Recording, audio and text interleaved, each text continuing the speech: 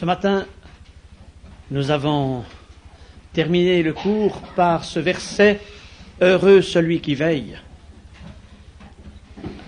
L'Apocalypse n'est pas seulement un livre annonçant des malheurs épouvantables.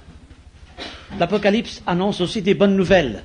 Savez-vous qu'il y a 7 versets dans l'Apocalypse qui commencent par le mot « heureux » ou si vous voulez, 7 béatitudes dans l'Apocalypse.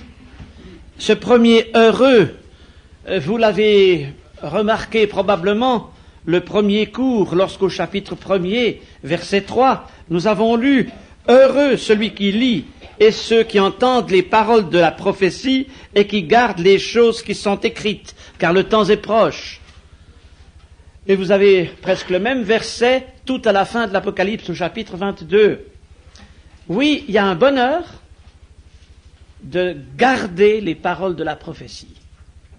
Et puisque nous avons ensemble écouté les paroles de la prophétie, je vous souhaite le bonheur de les garder. Il y a d'autres heureux dans l'Apocalypse. Il y a des heureux par rapport à ceux qui passent par le martyre. Au chapitre 14, verset 18, un verset que l'on entend parfois, verset 13, un verset que l'on entend parfois lors de certains ensevelissements, puisqu'ils sont donnés par rapport à la personne qui vient de disparaître, mais c'est un verset qui concerne avant tout ceux qui donneront leur vie par le martyre pendant le temps de la grande tribulation. Peut-être faut-il préciser ici que les chrétiens seront enlevés avant la grande tribulation, mais qu'il y a d'autres croyants pendant la grande tribulation, et même des multitudes. Apocalypse 7 parle d'une foule innombrable, représentant toute nation, toute tribu, tout peuple et toute langue, tout simplement parce que Dieu a ses moyens pour attirer les âmes à lui, même quand l'Église ne sera plus là. Et l'absence de l'Église, les places vides de tous ceux qui auront averti leurs semblables et qui soudain auront disparu, ça veut parler, vous savez. Vous pouvez être sûr qu'à ce moment-là, les gens chercheront des Bibles et des cassettes et des livres de la prophétie. Ils se sont moqués des chrétiens et ils découvriront c'était quand même vrai. Eh bien, il y aura d'innombrables croyants. Et les 2 témoins qui, pendant 3 ans et demi à Jérusalem, parleront. Vous ne croyez pas qu'il y aura aussi du fruit de cette prédication? Et puis quand l'ange traversera le ciel avec l'évangile éternel, Apocalypse 14, ça donnera aussi des effets sous la forme d'un impact sur la terre. Dieu aura ses moyens pendant ces jours terribles pour susciter d'autres témoins, d'autres enfants de Dieu. Et ceux-là, nous montre ce texte, devront suivre le Seigneur par le martyre. Ils seront sauvés par le sang de Christ, mais quelque chose qui ne nous est pas demandé à nous, du moins à l'immense majorité des chrétiens, c'est qu'ils devront s'identifier ensuite à Christ en donnant leur sang, leur vie pour la cause de l'Évangile, pour la cause du Seigneur lui-même. Et c'est pourquoi nous lisons ce nouveau heureux, verset 13 d'Apocalypse 14, « J'entendis du ciel une voix qui disait, écris, heureux dès à présent les morts qui meurent dans le Seigneur, oui, dit l'Esprit, afin qu'ils se reposent de leurs travaux, car leurs œuvres les suivent. » Et c'est toujours été le cas, chaque fois qu'il y a eu des martyrs, il y a eu bénédiction, leurs œuvres les ont suivis, et d'autres les ont remplacés. Et vous avez le même heureux, touchant les mêmes martyrs de la grande tribulation, chapitre 20, verset 6, heureux et saints ceux qui ont part à la première résurrection. J'en parlerai tout à l'heure. Puis il y a encore un autre heureux au chapitre 19. Et avec cet heureux-là, j'aborde le sujet de ce soir. C'est ce que nous lisons au verset 7 d'Apocalypse 19. Mais nous allons lire les versets 7 à 9. Déjà le verset 6. « J'entendis comme la voix d'une foule nombreuse, comme un bruit de grosses eaux, et comme un bruit de forts coups de tonnerre, disant « Alléluia !» Ça veut dire louer l'Éternel. « Car le Seigneur, notre Dieu Tout-Puissant, est entré dans son règne. réjouissons-nous, soyons dans l'allégresse et donnons-lui gloire, car les noces de l'agneau sont venues, son épouse s'est préparée, et il lui a été donné de se revêtir d'un fin lin éclatant pur, car le fin lin, ce sont les œuvres justes des saints. L'ange me dit, écris, heureux ceux qui sont appelés au festin des noces de l'agneau. Alors que dans les chapitres 4 à 18, nous n'avons pas eu de mention de l'Église de Christ, soudain, elle apparaît dans ce chapitre 19. On va mettre le rétroprojecteur, si vous voulez, et le premier transparent. Et vous verrez que nous arrivons maintenant à dépasser la date butoir, si j'ose ainsi m'exprimer.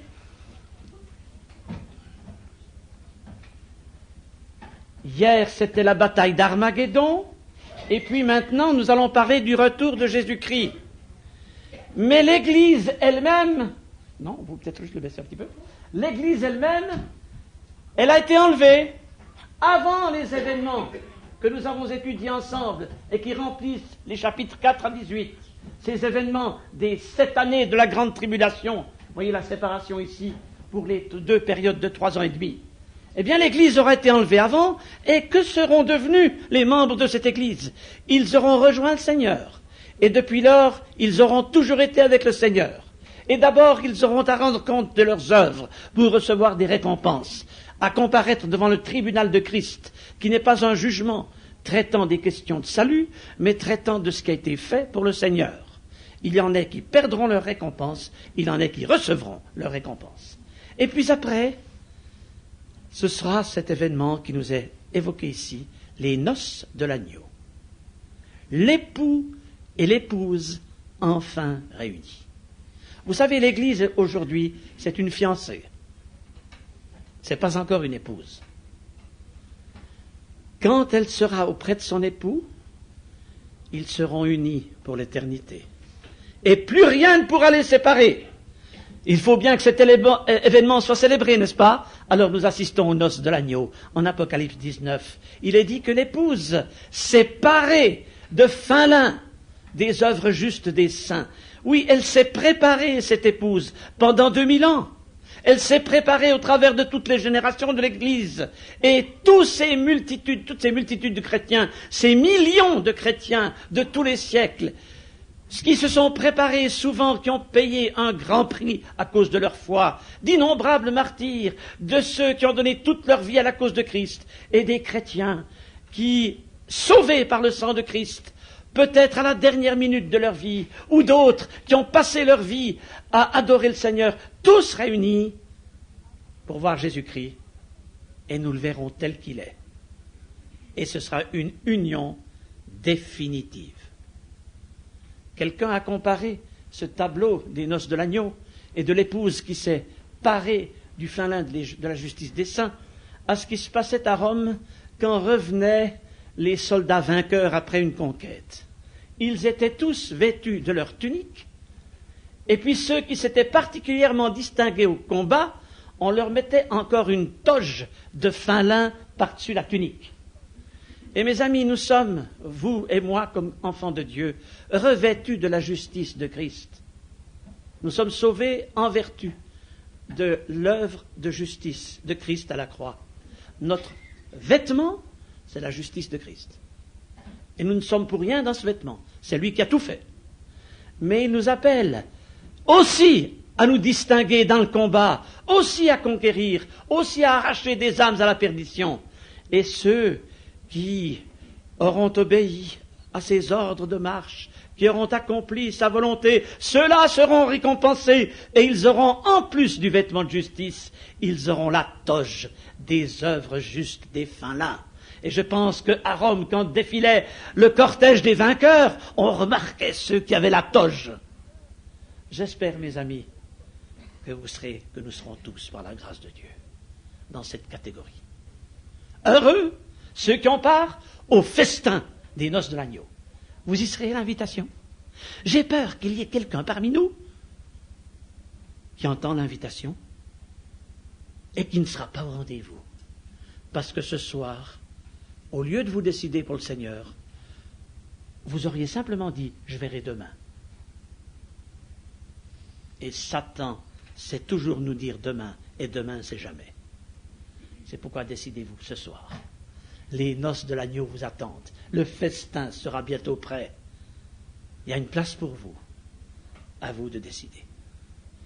Et quand a lieu cette réunion du Seigneur avec son Église, alors le Seigneur peut revenir ici-bas sur la terre. Retour de Jésus-Christ. Et le chapitre 19 que vous avez lu nous montre le Seigneur à la tête de ses armées, le Seigneur revêtu de sa cuirasse, le Seigneur montant un cheval blanc, le Seigneur vainqueur, couronné roi des rois et seigneur des seigneurs, le Seigneur imposant son autorité à la planète Terre et venant exercer son autorité extraordinairement puissante sur ses adversaires qui sont l'Antéchrist, l'esprit d'erreur et Satan lui-même. Et toute cette conflagration réunie pour le suprême conflit de l'histoire, celui d'Armageddon, cette suprême bataille où Jésus-Christ va intervenir subitement et du souffle de sa bouche, il va écraser l'impie et va anéantir ses œuvres. Et c'est pourquoi ce chapitre 19 de l'Apocalypse nous montre ce triomphe et nous montre que l'Antéchrist, ou le fils de la perdition si vous préférez, et l'esprit d'erreur, ou le faux prophète si vous préférez, sont jetés dans l'étang de feu et de soufre, où ils sont condamnés au châtiment éternel. Il n'est pas dit de Satan à ce moment-là qu'il est jeté dans l'étang de feu et de soufre, ce sera pour plus tard. Satan, quant à lui, il sera jeté dans l'abîme qui est au fond le royaume du sous-monde. On peut assimiler l'abîme à l'enfer. C'est de l'abîme qu'est sortie cette nuée d'esprits impurs qui ont tourmenté les hommes au chapitre 9 de l'Apocalypse. C'est juste que Satan soit refoulé d'où il est venu, dans l'abîme, afin qu'il ne puisse pas nuire pendant les 1000 ans où le Seigneur régnera. Et dans ce chapitre 19, nous avons encore un élément, c'est la convocation de tous les oiseaux de proie pour se nourrir de la chair des puissants, des nobles, des chefs militaires, des chefs politiques, rassemblés sur le champ de bataille. Et voyez-vous, c'est une citation de l'Ancien Testament. Mais d'où vient-elle, cette citation de l'Ancien Testament? C'est significatif. Elle vient d'Ézéchiel 39, un chapitre dont j'ai parlé ce matin. Non, hier? Ce matin? Pardon, oui, ce matin, c'était Babylone, oui, ce matin. Un chapitre qui nous montre Gog et Magog, les puissances du Septentrion, venues sur le champ de bataille d'Armageddon, et aussi les oiseaux de proie sont convoqués pour manger la chair des puissants. D'où la possibilité et la nécessité de situer l'invasion de Gog et Magog à ce moment-là, puisque l'Apocalypse reprend cette partie de la prophétie et la place à cet endroit. Il y aura donc un triomphe éclatant du Seigneur, personne ne pourra lui résister, et son royaume pourra s'installer, parce que les adversaires seront ou bien jetés dans les temps de feu et de soufre, ou, pour ce qui concerne Satan, liés dans l'abîme pour 1000 ans. Et c'est ainsi que nous arrivons au règne de Jésus-Christ sur la terre, ce règne dont parlent seulement 6 versets dans l'Apocalypse, mais ce règne qui dure 1000 ans, puisque nous n'avons pas moins de 6 fois la mention des 1000 ans dans ces versets. Toutefois, je pense qu'il est juste de le dire, diverses interprétations ont été proposées au sujet du règne de Jésus-Christ ici-bas. Et comme il est dit quelque part dans l'Ancien Testament, une phrase répétée par l'apôtre Pierre, que devant le Seigneur, un jour est comme 1000 ans et 1000 ans sont comme un jour, certains ont pensé qu'il ne fallait pas prendre cette période de 1000 années littéralement, mais que le Seigneur viendrait régner sur la planète Terre sans nécessairement que ça dure 10 siècles. Les amillénaristes, assez nombreux parmi les évangéliques, sont de chers enfants de Dieu, sont des chrétiens qui aiment le Seigneur peut-être plus que nous, ce sont des frères plus excellents que nous, et je pense que nous avons un plein respect pour eux. ils ont pensé qu'il fallait tout spiritualiser, les promesses de l'Ancien Testament et du Nouveau concernant le règne de Jésus-Christ sur la terre, concernant le rétablissement d'Israël, concernant le sceptre de fer sur les nations, concernant la nature rachetée de la servitude de Satan, et ils ont appliqué cela dans une autre sphère, pour ne pas dire une autre planète. Mais alors, mes amis, tout ne s'explique pas au travers de cette interprétation. Et j'ai de très chers frères amillénaristes qui m'ont dit, là je dois vous dire, pour moi c'est un mystère, je n'ai pas d'explication. Je pense que c'est très bien de respecter les mystères quand on n'a pas d'explication. Mais l'interprétation pré-millénariste, qui prend les 1000 ans littéralement, a l'avantage de répondre exactement à des multitudes de prophéties de l'Ancien Testament. Et si nous aimerions bien savoir comment se dérouleront ces 1000 ans sur la terre, où Jésus-Christ comme Messie, comme Roi des rois et Seigneur des seigneurs, mettra de l'ordre sur notre planète qui en a tant besoin, eh bien je pense qu'il est utile que quelques textes de l'Écriture nous éclairent. C'est donc pas dans l'Apocalypse, chapitre 20, versets 1 à 6, que nous trouvons ces éclaircissements, mais c'est dans les textes convergents vers cette période, et j'en ai choisi quelques-uns qui vous seront lus par nos frères, tandis que nous avançons peu à peu dans notre étude. Tout d'abord, fait primordial, Jésus-Christ revient sur la terre pour être roi. S'il est venu la première fois pour être sauveur, il reviendra pour régner et il s'imposera comme roi. Beaucoup de passages de l'Écriture le démontrent. On vous lit Ésaïe 32, 17 et 22. L'œuvre de la justice sera la paix, et le fruit de la justice sera le repos et la sécurité pour toujours. Car l'Éternel est notre juge, l'Éternel est notre législateur, l'Éternel est notre loi, c'est lui qui nous sauve. Et nous lirons maintenant Jérémie 23, 5 à 6.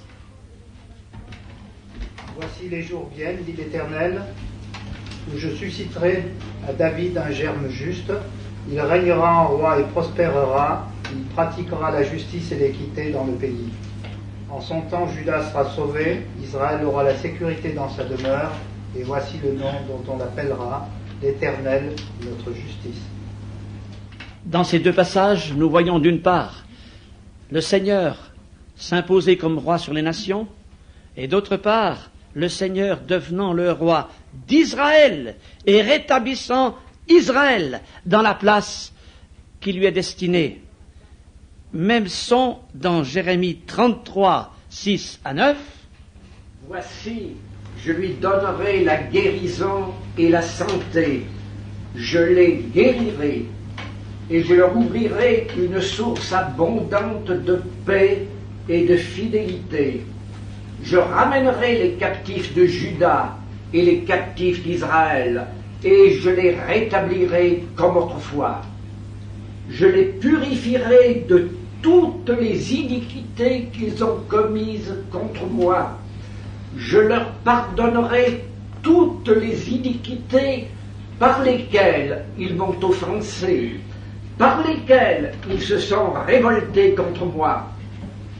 Cette ville sera pour moi un sujet de joie, de louange et de gloire parmi toutes les nations de la terre qui apprendront tout le bien que je leur ferai.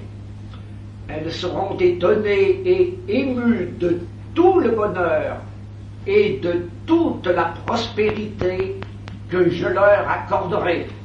Vous voyez, mes amis, que Israël sera à la tête des nations et que le Seigneur lui rendra la prospérité d'autrefois et multipliera ses grâces envers ce peuple, et que Israël sera mis à l'honneur selon les promesses faites à Abraham tout au début. Toutes les familles de la terre seront bénies en toi et en ta postérité. Une promesse qui ne s'est pas encore réalisée, mais qui se réalisera alors.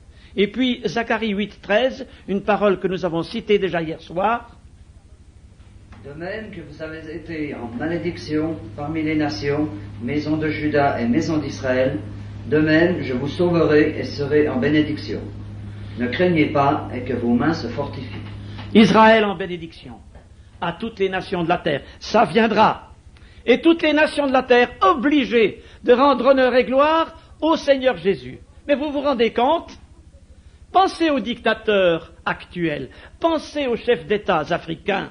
Pensez à ceux qui sont dans les pays de l'Est, en Union soviétique, aux États-Unis, en France, en Suisse. Pensez aux présidents que vous connaissez et pour qui vous priez. Pensez au Conseil d'État de votre canton. Pensez à toutes les autorités qui sont sur les journaux que vous voyez tous les jours. Vous vous rendez compte, tous obligés de rendre gloire au Seigneur. Eh bien, c'est ce que nous lisons dans le psaume 2, versets 5 et 10. Pourquoi ce tumulte parmi les nations? Celui qui siège dans les cieux rit. Le Seigneur se moque d'eux. Puis il leur parle dans sa colère. Il les épouvante dans sa fureur. C'est moi qui ai oint mon roi sur Sion, ma montagne sainte. Je publierai le décret. L'Éternel m'a dit, tu es mon fils. Je t'ai engendré aujourd'hui. Demande-moi, et je te donnerai les nations pour héritage, les extrémités de la terre pour possession. Tu les briseras avec une verge de fer, tu les briseras comme le vase d'un potier. Et maintenant, roi, conduisez-vous avec sagesse. Et le passage se poursuit, baisez le Fils, de peur qu'il ne s'irrite. Ésaïe 9, 5 et 6. Car un enfant nous est né, un fils nous est donné, et la domination reposera sur son épaule. On l'appellera admirable, conseiller, Dieu puissant, Père éternel, Prince de la paix.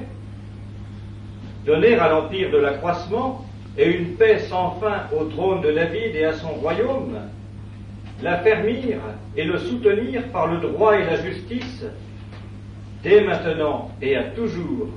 Voilà ce que fera le zèle de l'Éternel des armées. Merci. Et encore Michée 5, 1 à 4.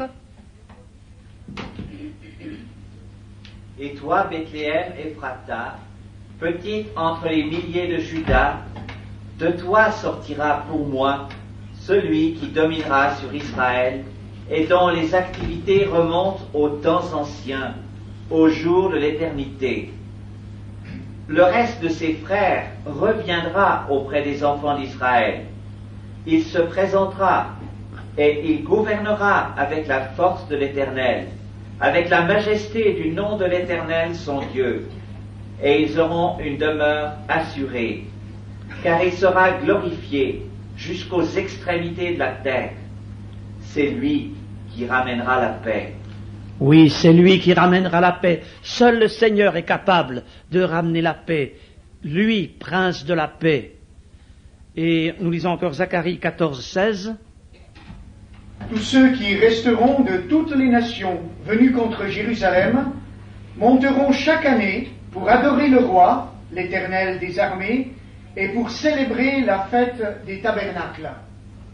Vous voyez donc que le concert des nations est comme canalisé vers le chef d'orchestre. Vous voyez donc que tout le monde rend gloire au Seigneur. Il faut bien dire que Israël aura retrouvé sa patrie. Il est dit dans Ézéchiel 39, et c'est significatif que cette promesse se trouve dans ce chapitre-là, que le Seigneur ne laissera chez les nations aucun des Juifs. Ça veut dire que les 18 millions de Juifs, qui seront peut-être plus à ce moment-là, auront tous trouvé refuge dans la terre d'Israël. Il est dit que l'Église sera complète, que la totalité des païens sera entrée.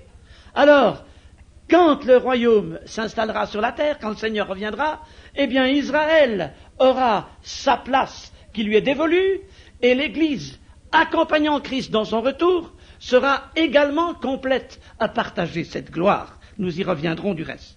Mais il faut que je vous parle de la nature. Cette nature qui aujourd'hui depuis Genèse 3, souffre la mainmise de Satan qui, en amenant le péché sur l'homme, a mis la nature sous son esclavage. Et Genèse 3 nous dit que cette nature souffre, gémit, et que cette nature qui à l'origine ne produisait pas d'épines devait produire des épines, symbole de la malédiction. Dieu va faire toute chose nouvelle quand il reviendra ici-bas. Ça sera la parfaite écologie, sans teinte de politique. Et ce sera en même temps faire valoir la création de Dieu de telle façon qu'il y aura de la nourriture pour tous, même si l'explosion démographique de l'humanité décuple. Il y aura assez pour tous. Personne n'aura faim. Tout le monde sera nourri par le divin Seigneur. Et comment est-ce que cette transformation s'opérera? Nous ne le savons pas. L'Écriture nous dit le résultat. Et on nous lit maintenant Romains 8, 19 à 22. Aussi la création attend-elle avec un ardent désir la révélation des fils de Dieu, car la création a été soumise à la vanité, non de son gré, mais à cause de celui qui l'y a soumise, avec l'espérance qu'elle aussi sera affranchie de la servitude de la corruption, pour avoir part à la liberté de la gloire des enfants de Dieu. Or, nous savons que jusqu'à ce jour, la création tout entière soupire et souffre les douleurs de l'enfantement. Vous le voyez, chers amis, l'apôtre Paul croyait au millénium. Et mes amis, quelle bénédiction pour cette nature enfin libérée de l'esclavage de Satan. Elle soupire aujourd'hui. Elle respirera ailleurs. Alors, au lieu de la ronce croîtra le myrte. Au lieu de l'épine croîtra le cyprès, dit le prophète Ésaïe 55, 13. Il n'y aura plus de place pour les épines. Pensez donc, toute la place perdue aujourd'hui par les maquis et les épines dans le monde. À la place de cela, une végétation utile, une transformation complète, et aussi dans le règne animal. Il est à propos de lire ici Ésaïe 11, versets 4 à 10. Il jugera les pauvres avec équité, et il prononcera avec droiture un jugement sur les malheureux de la terre. Il frappera la terre de sa parole comme d'une verge, et du souffle de ses lèvres il fera mourir le méchant. La justice sera la ceinture de ses flancs, et la fidélité la ceinture de ses reins. Le loup habitera avec l'agneau, et la panthère se couchera avec le chevreau. Le veau, le lionceau et le bétail qu'on engraisse seront ensemble, et un petit enfant les conduira. La vache et l'ours auront un même pâturage, leurs petits un même gîte, et le lion comme le bœuf mangera de la paille. Le nourrisson s'ébattra sur l'antre de la vipère, et l'enfant sevré mettra sa main dans la caverne du basilic. Il ne se fera ni tort ni dommage sur toute ma montagne sainte, car la terre sera remplie de la connaissance de l'Éternel, comme le fond de la mer par les eaux qui le couvrent. En ce jour, le rejeton d'Isaïe sera là, comme une bannière pour les peuples. Les nations se tourneront vers lui, et la gloire sera sa demeure. Merci. Vous vous rendez compte, mes amis, la connaissance de l'Éternel remplissant la planète Terre comme le fond de l'océan est rempli par les eaux qui le couvrent. Tout le monde connaîtra l'Éternel, tout le monde pourra connaître beaucoup de choses. Nous en connaîtrons infiniment plus qu'aujourd'hui. Oh, ça sera une étude biblique de 1000 ans, le règne de Jésus-Christ. On va en apprendre des choses. Est-ce que vous réjouissez? J'espère que vous réjouissez. Et mes amis, ça sera tellement différent. On ne peut pas se faire d'idée. Je sais que vous avez beaucoup de questions. Il est dit que les saints régneront avec Christ. Nous lisons dans 2 Timothée 2,12, si nous souffrons avec lui, nous régnerons avec lui. Oui, vous, moi, roi, reine, vous vous rendez compte? Des êtres si pervers que nous, appelés à régner, appelés à avoir des fonctions gouvernementales, appelés à participer à l'administration de cet immense royaume, identifié au roi, serviteur du roi, envoyé par le roi. Ah, quel avenir! Vous voulez vous accrocher aux choses de la terre, mais dites, il faut regarder à ce qui est en avant. Il y a des chrétiens, vous savez, ils vivent comme s'il n'y avait pas d'avenir. Tenez, une petite illustration. En 1480, l'administration espagnole a frappé des pièces de monnaie représentant la carte de la péninsule ibérique, et à la place de l'océan Atlantique, ils ont écrit non plus ultra en latin, rien au-delà. Et puis 12 ans après, Christophe Colomb est parti et a découvert l'Amérique. Qu'a fait l'administration espagnole? Elle a promptement retiré ces pièces avec l'inscription non plus ultra sur l'Atlantique. Elle a fait d'autres pièces avec plus ultra, au-delà. Alors les collectionneurs de monnaie, vous comprenez, je ne sais pas laquelle est la plus rare, mais c'est évidemment quelque chose de très précieux. Mais savez-vous qu'il y a des chrétiens qui vivent avec le non plus ultra? C'est comme s'il n'y avait pas d'au-delà. Mais non, mes amis, réjouissons-nous, préparons-nous pour le règne de Jésus-Christ ici-bas. Ça sera très différent que tout ce que nous avons vécu. Et nous pouvons nous réjouir. Et au lieu de faire une mine comme ça longue, il faut que vraiment nous soyons des chrétiens heureux, se réjouissant de participer au règne et de rejoindre notre roi. Eh bien, cela implique alors que dans le millénium, dans ce règne merveilleux, vous et moi, nous aurons un corps de résurrection, un corps semblable à celui du Seigneur, nous le verrons lui tel qu'il est, un corps qui n'est pas sujet aux limitations, comme le corps du Seigneur ressuscité n'a pas été sujet aux limitations, il a pu entrer dans une chambre, portes et fenêtres étant fermées. Je ne peux pas vous dire comment sera et comment se reconnaîtra, ça c'est l'affaire du Seigneur. Mais ce qui est certain, c'est qu'il y aura pendant le millénium 2 catégories d'individus. Ceux qui ne peuvent plus mourir, ceux qui sont ressuscités avec Christ, qui ont le même corps que Christ, qui règnent avec lui, ceux que le Seigneur appelle les saints régneront avec lui, dit l'Écriture.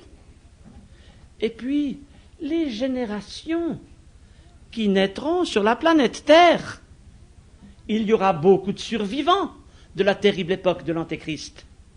Et ces familles vont procréer, et ces ethnies vont se multiplier, et à cause des conditions de bénédiction, sans doute qu'il y aura une explosion démographique, parce qu'il y aura de quoi manger pour tous. Les déserts fleuriront, il y aura une bénédiction physique, morale et spirituelle sur toutes ces générations. Mais est-ce que tous seront au Seigneur? Oui, ils entendront tous parler du Seigneur, parce que la connaissance du Seigneur remplira la terre comme le fond des océans est rempli par les eaux qui le couvrent. Donc personne ne pourra se soustraire à la connaissance du Seigneur. Est-ce que la connaissance sauve? Non, elle enfle. Est-ce qu'on est sauvé par l'environnement? Ça sera un environnement parfait. Ça n'empêchera pas la nature humaine de se manifester. Et même la présence physique du Seigneur ici-bas n'empêchera pas les hommes de pécher. Quand le Seigneur était sur la terre la première fois, il y a eu des pécheurs autour de lui. Et quand il reviendra la seconde fois, si les hommes ne viennent pas à lui, ils resteront perdus dans leurs péchés. Ésaïe 65, 20. Il n'y aura plus enfants ni vieillards qui n'accomplissent leur jour, car celui qui mourra à 100 ans sera jeune, et le pécheur âgé de 100 ans sera maudit. Un passage très important qui se place dans la description du millénium. Juste après, il y a cette répétition que le loup habitera avec l'agneau, donc c'est bien ce contexte-là. Et nous avons là des éclaircissements très importants. Il est question de pécheurs. Il y aura des pécheurs pendant le règne de 1000 ans. Et ceux qui ne voudront pas la purification de leurs péchés par le sang de Christ, seul moyen de purifier le péché, il faut le sang de Christ. Et ils resteront perdus. Bon, il y aura une longévité beaucoup plus grande. Celui qui mourra à 100 ans mourra jeune. Mais il n'est pas dit il est dit le pécheur qui mourra à 100 ans mourra jeune. Autrement dit, même ceux qui résisteront à la grâce de Dieu bénéficieront d'une longévité que nous ne connaissons pas. Mais le péché sera quand même là. La nature humaine est capable de pécher. Et je pense que ces générations, ça c'est pas dans la Bible, on peut le supposer, des commentateurs l'ont écrit. Je pense que on pourra aussi s'habituer à la présence bénie du Seigneur. S'habituer à la connaissance de l'Éternel. S'habituer aux bienfaits. Vous savez ce qui se passe dans certaines familles chrétiennes, où les enfants sont élevés dans un cocon, si je puis dire ainsi, et ils entendent parler du Seigneur de leur plus tendre enfance, et ils arrivent à 15-20 ans, ils savent tout. C'est pas cela qui fait d'eux des chrétiens. Et que de déception chez des parents chrétiens par rapport à des enfants, de chers enfants, qui ont voulu aller goûter au monde. Eh bien, quand le Seigneur régnera, et que les générations se succéderont pendant 1000 ans, il y aura ceux qui seront près du Seigneur, sauvés par son sang, pour employer un langage qu'on comprend, des âmes qui se convertiront à ce moment-là. Il y en aura certainement. Mais il y aura aussi ceux qui se détourneront. Le Seigneur a créé l'homme libre, il sera libre, même pendant les 1000 ans. Et c'est pourquoi, après les 1000 ans, on assiste à quelque chose qu'on ne peut pas expliquer autrement. À quoi assiste-t-on après ces 1000 ans? Ces 1000 ans dont j'ai fait qu'une brève esquisse, et il y aurait d'autres passages qu'on aurait pu consulter. Eh bien, nous lisons en Apocalypse 20 que Satan est lié pour 1000 ans dans l'abîme. Après cela, après ces 1000 ans, il faut qu'il soit délié pour un peu de temps. Pourquoi ce « il faut » ? Et effectivement, à quoi assiste-t-on dans ce chapitre ? Apocalypse 20, versets 7 à 9, on voit Satan qui recommence ce qu'il a fait avant. Il séduit les nations, il les avait séduites pendant le temps d'Antéchrist, et maintenant il rassemble ses adeptes des 4 coins du globe, et il organise une suprême révolte contre le Seigneur et contre la ville sainte de Jérusalem. Si vous voulez, ce que Satan a fait durant le règne abominable de l'Antéchrist, après les 1000 ans de paix, de sécurité et de bénédiction que le règne de Christ aura amené sur terre, Satan recommence. Il faut qu'il soit délié. Suprême révolte, dernière révolte, mais alors intervention foudroyante de Christ qui prend son ennemi séculaire et le jette à son tour dans les temps de feu et de soufre qui a été préparé pour le diable et ses anges. Triomphe définitif sur Satan. Mais pourquoi fallait-il alors qu'il ne soit pas jeté tout de suite dans les temps de feu de soufre, qu'il soit d'abord 1000 ans dans l'abîme, puis qu'ensuite il soit délié? Il faut qu'il soit délié pour un peu de temps. Vous voyez, c'est il faut. Pourquoi est-ce qu'il le fallait? Pour une double démonstration. La première, c'est que 1000 ans de prison pour Satan ne l'auront pas converti, ne l'auront pas transformé. Il est irrécupérable. Et sa condamnation est juste. Il fallait cette démonstration. Mais aussi, la nature humaine, même dans l'environnement le plus parfait, elle reste pécheresse. Elle reste orgueilleuse et rebelle contre Dieu. Elle reste capable des pires tromperies. Et l'environnement parfait du millénium n'a pas transformé la nature humaine. Il fallait cette démonstration pour nous, mes amis, parce que vous et moi, nous aimerions être transformés. Il n'y a qu'une seule chose qui peut nous transformer, c'est le sang de Jésus-Christ, et c'est sa parole, et c'est son esprit. Mais l'âme qui s'y soustrait, elle reste comme un serpent, comme un monstre. Elle est capable des pires tromperies, des pires révoltes, des pires blasphèmes. Voilà notre nature. Il fallait cette démonstration. 1000 ans d'environnement parfait ne corrigent pas la nature humaine.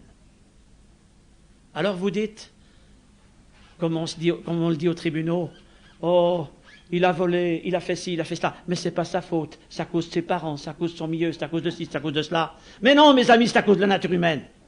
C'est pas l'environnement qui compte. Nous ne sommes pas sauvés par l'environnement, nous ne sommes pas perdus par l'environnement, nous sommes perdus par notre propre nature.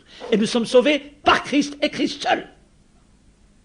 Alors, il fallait cette démonstration. Voyez, Dieu voit toujours plus loin que nous. Et enfin, Satan est jeté dans l'étang de feu et de soufre. Cet étang de feu et de soufre, où hélas, d'autres seront jetés. Vous avez lu Apocalypse 20.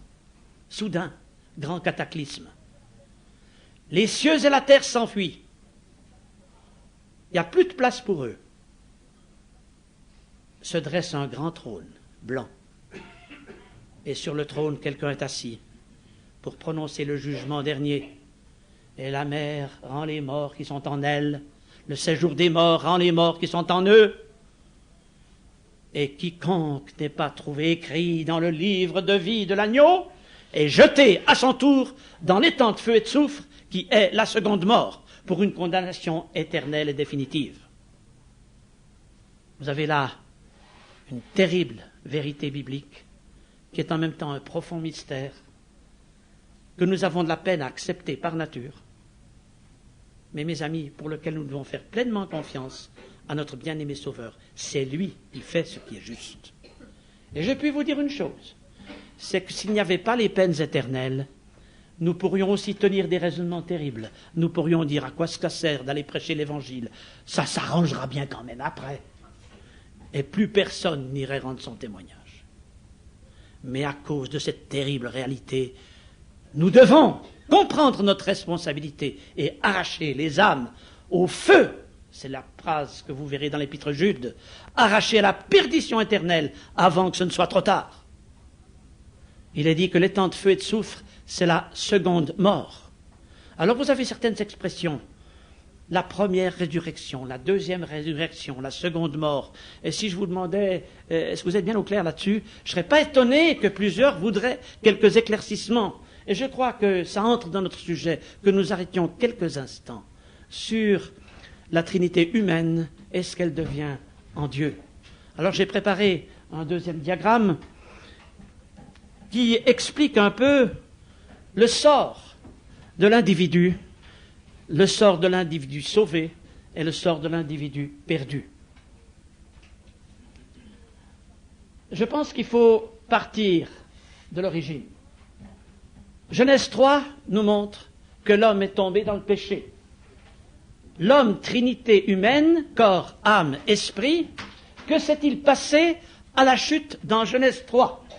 Vous pouvez toujours relever les références après, puis comme vous avez le duplicata, alors ne perdons pas de temps à essayer de lire ou de relever, vous regardez simplement. Il est dit d'abord, nous voyons que à la chute, qu'est-ce qui s'est passé ? L'esprit humain est mort. Parce que la mort, ce n'est pas seulement quelque chose qui concerne le physique, mais la mort, c'est la séparation avec Dieu. Adam et Ève vivaient en communion avec Dieu, ils ont touché au péché, il y a quelque chose qui a été coupé, et la mort est venue sur l'esprit humain, que nous montre l'apôtre Paul dans Éphésiens. Quant à l'âme, elle est aussi morte, montre l'Écriture. Et quant au corps, il est devenu mortel. Adam et Ève étaient immortels, ils ne pouvaient pas mourir, ils ne pouvaient pas vieillir, mais quand ils sont tombés dans le péché, ils sont devenus mortels et leur corps est tombé en poussière. Même qu'Adam ait vécu jusqu'à 930 ans, ça n'a pas empêché que son corps tombe en poussière. Ça, c'est le point de départ. Et maintenant, l'humanité se divise en deux catégories, et vous pouvez monter au fur et à mesure pour qu'on voit bien depuis le fond. Il y a à gauche les perdus, à droite les rachetés. Au centre, vous voyez une croix, c'est la croix de Christ. Parce que la croix de Christ a tranché les camps. Il y a les perdus, et leur situation est restée exactement la même qu'au départ. Ce qui est arrivé pour Adam et Ève arrive pour tous ceux qui ne croient pas en Christ. Mais pour les racheter, vous et moi, que se passe-t-il? Et que se passe-t-il au moment de la conversion, au moment où on accepte Christ comme son sauveur? L'esprit est sauvé. C'est l'Écriture qui le dit. Et l'âme est sauvée. Et c'est ça qui compte. Le corps, lui, il reste mortel. Il reste ouvert à la mort. Ce n'est pas le fait que vous vous convertissez que vous allez échapper à la mort. Mais votre âme est sauvée, votre esprit est sauvé. Et que se passe-t-il à la mort de l'individu? Eh bien, je reprends le sort des perdus. L'Écriture nous montre que l'esprit et l'âme humaine vont au séjour des morts où elles attendent jusqu'au jugement. Où ils attendent jusqu'au jugement. Quant au corps des perdus, il tombe en poussière. Parlons des sauvés. Que se passe-t-il à leur mort? Des croyants, que se passera-t-il si vous êtes sauvés quand le Seigneur vous appellera? Votre esprit et votre âme rejoindront le Seigneur. Quelle différence avec les perdus, hein? Mais votre corps tombera en poussière comme celui des perdus. Et quand vous allez au cimetière, il y a les sauvés, il y a les perdus, il n'y a pas de différence. Tous les corps tombent en poussière. Nous passons un peu plus loin. Et maintenant, c'est l'avenir. Le premier événement eschatologique, nous l'avons vu ensemble, c'est l'enlèvement de l'Église, avec les deux passages qui concernent cet événement tellement important. Et l'Écriture nous parle à ce moment-là de cet enlèvement de l'Église comme étant la première résurrection. L'Écriture, à 3 reprises précise, il y a la résurrection des justes et la résurrection des injustes. La première résurrection, c'est la résurrection des justes, des justifiés par Christ, des sauvés. La deuxième résurrection, c'est la résurrection des perdus. Parlons de la première résurrection à l'enlèvement. Les morts en Christ d'une part, ceux qui seront vivants à ce moment-là, recevront un corps de résurrection qui ne pourra plus être altéré par aucune faiblesse humaine, aucune maladie, aucune vieillesse, un corps qui sera semblable à celui du Seigneur, si bien qu'il est dit que nous serons semblables à lui, parce que nous le verrons tel qu'il est. Ça, c'est notre grande espérance. Et pensez quelle espérance pour les infirmes, pour ceux qui souffrent, pour ceux qui doivent languir sur un lit de maladie, mais qui un jour auront un corps de résurrection et pourront jouir de la présence du Seigneur. Vous avez plusieurs textes qui en parlent. Je dois rester sur la colonne de droite, la colonne des rachetés. Pourquoi? Parce que pour le moment, il n'y a rien qui se passera à la colonne de gauche. Nous sommes ici à la première résurrection, et cette première résurrection aboutit à ce que nous avons dit tout à l'heure, le règne de Jésus-Christ en gloire. Et les croyants, avec leur corps de résurrection, viendront avec leur Seigneur régner ici-bas dans leur corps de résurrection sur la terre. C'est clair? Et maintenant, hélas, il nous faut parler aussi des perdus. Apocalypse 25 nous dit « Les autres morts ne revinrent pas à la vie jusqu'à ce que les 1000 ans soient accomplis. Pendant le règne de Christ, les perdus restent dans ce qui n'est pas le purgatoire, ne pensez pas à cela. Ils restent dans ce séjour des morts où ils sont en attente d'être jugés. Et pendant l'enlèvement de l'Église et le règne de Christ, les autres morts ne reviennent pas à la vie. Et quand le règne de Christ cesse, et que le jugement dernier commence, que le grand trône blanc est dressé dans le ciel, alors se produit la deuxième résurrection. Et mes amis, ici, il faut qu'on se concentre sur la colonne de gauche concernant les perdus. Deuxième résurrection, résurrection des injustes. Eh bien, ils recevront à ce moment-là un corps spécial, un corps différent de celui qu'ils auront eu sur terre, un corps indestructible, un corps pour être jugé et souffrir éternellement la damnation dans l'étang de feu et de soufre. C'est pourquoi l'Écriture parle de l'étang de feu et de soufre comme étant la seconde mort. Et ces textes nous montrent qu'ils reçoivent non seulement le corps pour être jugés et damnés, mais je cite Apocalypse 21:8, leur part sera dans l'étang de feu et de soufre qui est la seconde mort. La seconde mort, la séparation définitive avec Dieu dans l'étang de feu et de soufre. Mais heureusement, on doit encore s'occuper de la colonne de droite. Et pendant ce terrible événement, qu'est-ce qui se passe pour les racheter, pour les sauver? Pour vous et moi, si nous sommes tous sous le sang de Christ. Nous lisons Jean 5:24, ils ne viennent point en jugement, mais ils sont passés de la mort à la vie. Qu'est-ce que ça veut dire? Eh bien, le jugement dernier ne concerne pas les croyants. Je cite Jean 5:24 en entier. C'est le Seigneur qui parle. En vérité, je vous le dis, celui qui écoute ma parole et qui croit celui qui m'a envoyé a la vie éternelle. Il ne vient point en jugement, donc il ne comparaît pas devant le grand trône blanc. Il ne vient point en jugement, mais il est passé de la mort à la vie. Et le résultat pour l'éternité, pendant que les perdus souffrent dans la damnation éternelle, les rachetés règnent avec Christ au siècle des siècles. Quel glorieux avenir! Eh bien, mes amis, on peut éteindre le rétroprojecteur. Mes amis, je vais terminer aussi parce que vous avez été très patients, mais je crois que c'est un sujet important. Après le grand trône blanc, qu'arrive-t-il des rachetés? Apocalypse 21 jusqu'à 22:5 nous présente l'éternité. Une éternité merveilleuse, avec de nouveaux cieux, une nouvelle terre où la justice habitera. Tout sera différent.